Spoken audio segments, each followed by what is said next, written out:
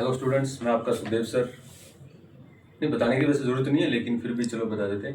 मैं आपका सुखदेव सर, और आज इंग्लिश वाला क्लासेस में हम सीखेंगे सिंपल पास्ट। अब सिंपल पास्ट की बात करते हैं तो मेथड्स वही रहने वाला है। ठीक है, सबसे पहले इसको ये समझना है कि इसमें सेंटेंसेस किस प्रकार से आते हैं। तो अगर सेंटेंसेस की बात करें अपने, तो मैं यहाँ पे कुछ सेंटेंसेस लिख रहा हूँ। जैसे मैंने लिखा, once there be a man. Second sentence, I go a picnic yesterday. 3 number question, you write a letter last Friday. Question number 4, sorry. He not make tea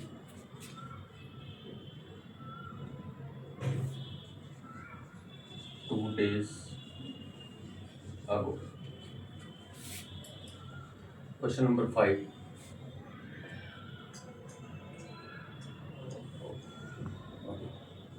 What you learn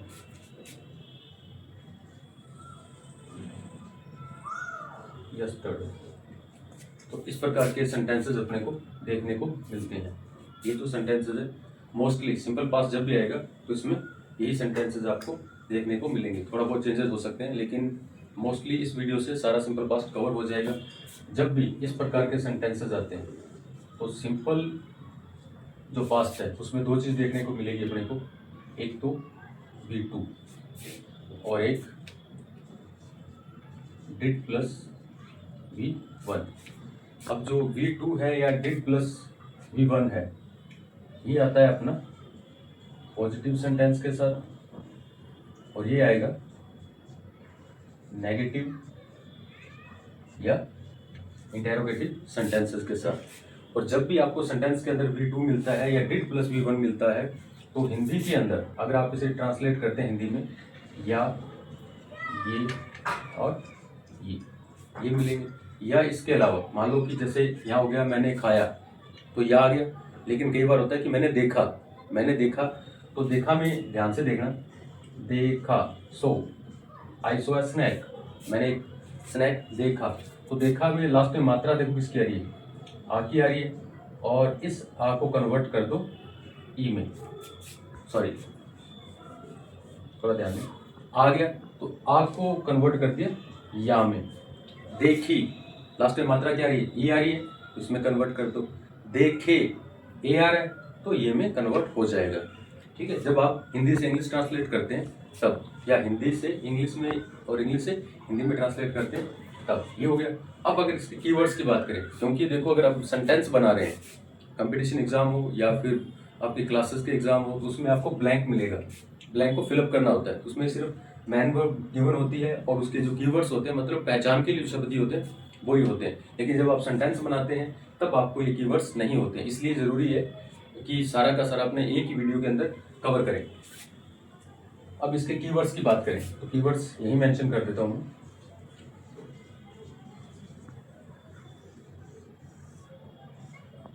तो mostly 3-4 हैं जो इसमें ज़्यादा use होते हैं। Yesterday, once, अगो, और last के साथ जैसे डे आ गया, वीक आ गया, या मंथ आ गया। इस तरह से लास्ट इवनिंग आ गया, लास्ट मॉर्निंग आ गया, किसी भी तरह से। और जैसे इन 2025 आ गया। इस प्रकार के जो सेंटेंसेस रहते हैं, सॉरी कीवर्ड्स रहते हैं, उनका यूज़ किया जाता है। तो अब हम इन सेंटेंस को समझते हैं। सिंपल पास्ट सिर्फ इतना ही है, ठीक है। इसके अलावा 1-2 इसके पॉइंट्स और हैं, वो मैं आपको यहाँ पे शेयर कर दूंगा, बता दूंगा। तो स्टार्ट करते हैं अपने once there be a man. Once there be a man. तो यहाँ पे देखो कि उसने बी दे रखा है, यहाँ बता देता हूँ। बी जो होती है बेस फॉर्म होती है, जैसे अपने टू बी बोलते हैं, है ना, बेस फॉर्म होती है। तो जब इसे प्रेजेंट में अपने को बताना होता है, जब प्रेजेंट का यूज़ करते हैं कि प्रेजेंट में इसकी फॉर्म क्या रहती है, इज, एम और आर। पास्ट में अगर इसकी बात करें तो पास्ट में हो जाती है वॉज एंड वर। और अगर थर्ड फॉर्म की बात करें तो बीन, और आईएनजी की बात करें तो बीन। ये आगे जैसे जैसे अपने ग्रामर के टॉपिक करते जाएंगे इसका यूज अपने को समझ में आता जाएगा। तो अब हमने यहाँ देखा जैसे वंस क्या बता रहा है, सिंपल पास्ट को बता रहा है, ठीक है, पास्ट को बता रहा है। और यहाँ क्या दे रखी है, बी दे रखा है। तो इसका मतलब क्या है कि बी की पास्ट फॉर्म हमने यहाँ पे यूज करनी है। बी की पास्ट फॉर्म, और बी की पास्ट फॉर्म क्या होती है, वॉज और वर। वो हमने देखना है कि यहाँ पे अपना जो सब्जेक्ट है, नेक्स्ट भी ध्यान रखना, जब भी किसी सेंटेंस में देर आ जाता है तो देर के बाद जो सब्जेक्ट है उसके अकॉर्डिंग अपनी हेल्पिंग वर्ब आती है। मान लो कि देर के बाद टू फार्मर्स होते, टू बॉयज होते, तो यहाँ पे हेल्पिंग वर्ब प्लूरल आती है। तो इसमें जो हेल्पिंग वर्ब अपने आने वाली है वो हेल्पिंग वर्ब कौन सी आएगी, वॉज, ठीक है। और क्वेश्चन नंबर यही साथ में बताता जाता हूँ कि यहाँ पे अपना सब्जेक्ट क्या था, एम एन, और इसकी जगह अगर होता two farmers, was there two farmers, then इसकी हमारी जो हेल्पिंग वर्ब है वो क्या हो जाती है, यहाँ पे वर्ब हो जाती है। Clear.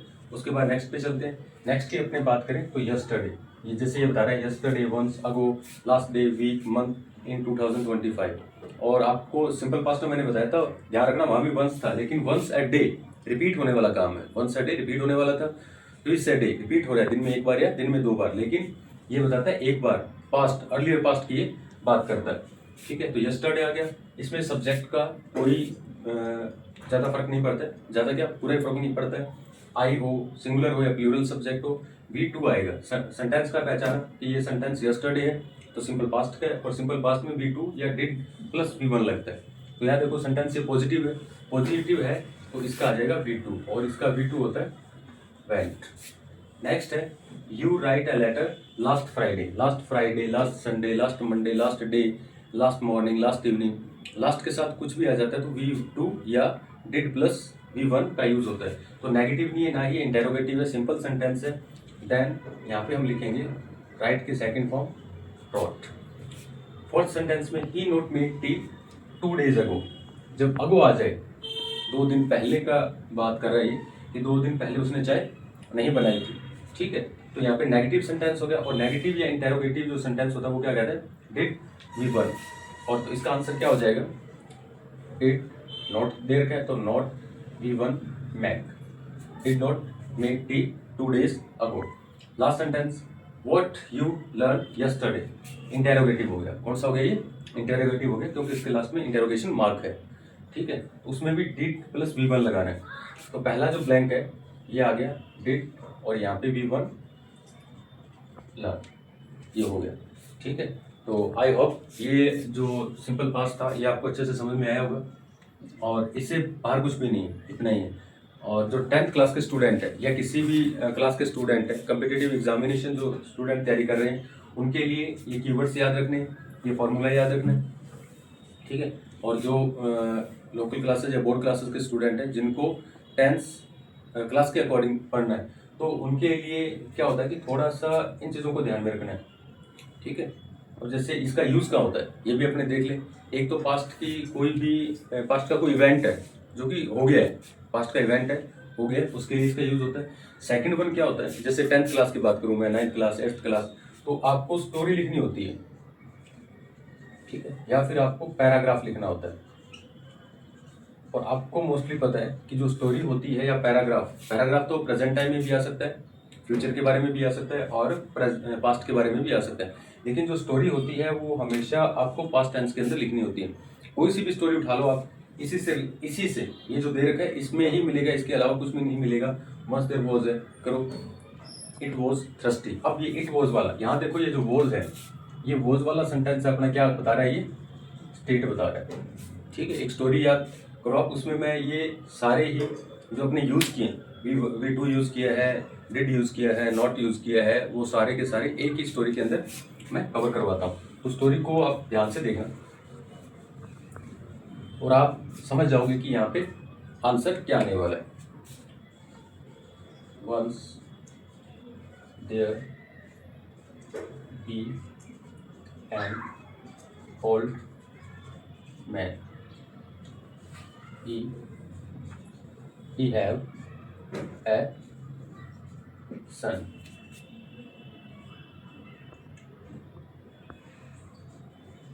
His son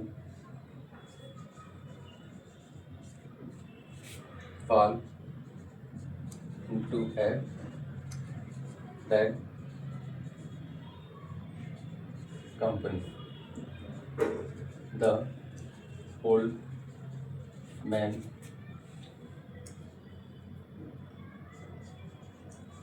try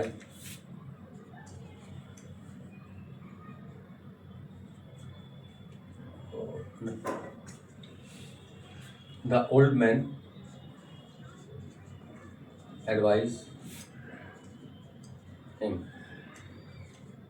but he not hear his father's advice. ये आ गया सेंटेंस, ये स्टोरी है और इस स्टोरी में लगभग सभी कंप्लीट है। अब देखिए, once there be a an old man, once आ गया, पास्ट में चला गया, बी है, उसके बाद एन ओल्ड मैन है, सिंगुलर है, तो इसके साथ आ जाएगा वॉज। ही हैव ए सन, उसके एक बेटा था। पोजेशन बताया था मैंने आपको, एक वीडियो बनाई हुई है पोजेशन की वीडियो। पास्ट में पोजेशन में अपने हैड यूज करते थे, क्योंकि जो हैव है वो V1 होता है, ये ध्यान रखना। जो हैव है वो V1 होता है और इसका जो पास्ट होता है वो होता है हैड। ये पोजेशन हो गया, वॉज स्टेट हो गया, हैड जो है वो पास्ट हो गया, सॉरी पोजेशन हो गया। हिज सन फॉल, ये हो गया अपना simple sentence. He fail into a bad company, the old man advised हो जाएगा। बट यहाँ देखो ये नेगेटिव सेंटेंस हो गया, ये कौन सा हो गया, नेगेटिव सेंटेंस हो गया। But he did not V1 here, but he did not here his father's advice, उसने उसके फादर की एडवाइस को नहीं माना।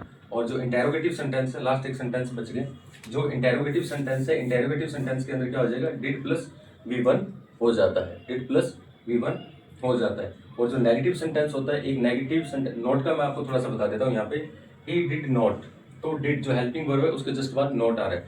इसमें अगर अपने नोट लगाएं तो what did you not, you के बाद, इंटेरोगेटिव के अंदर यू के बाद मतलब सब्जेक्ट के बाद नोट लगा रहे हो आप, और जो नेगेटिव सेंटेंस है उसमें अपने मेन वर्ब से पहले और हेल्पिंग वर्ब के बाद अपने नोट का यूज करते हैं। तो ये थी अपने सिंपल पास्ट की एक वीडियो, जिसमें लगभग आपका सारा कवर हो गया, और उम्मीद करता हूँ कि ये आपको समझ में आया होगा। और एक चीज़ ध्यान रखना, बहुत सारे स्टूडेंट्स, जब भी मैं क्लास में जाता हूँ या स्टूडेंट से मेरी बातचीत होती है, तो वो कहते हैं कि आज तक हमें टेंस समझ में नहीं आए। तो टेंस को समझने की जरूरत नहीं है, उसको सीखने की जरूरत है। आप सीखोगे कैसे, कि इसके बीच में जो लॉजिक है वो है कैसे, ठीक है। एक मैं लास्ट में वीडियो बनाऊंगा, उसमें पूरे जो सेंटेंसेस होते हैं वो कैसे काम करते हैं, हेल्पिंग वर्ब कैसे काम करती है, वो सब अपने कवर करेंगे। तो आज के लिए इतने, मिलते हैं नेक्स्ट वीडियो में।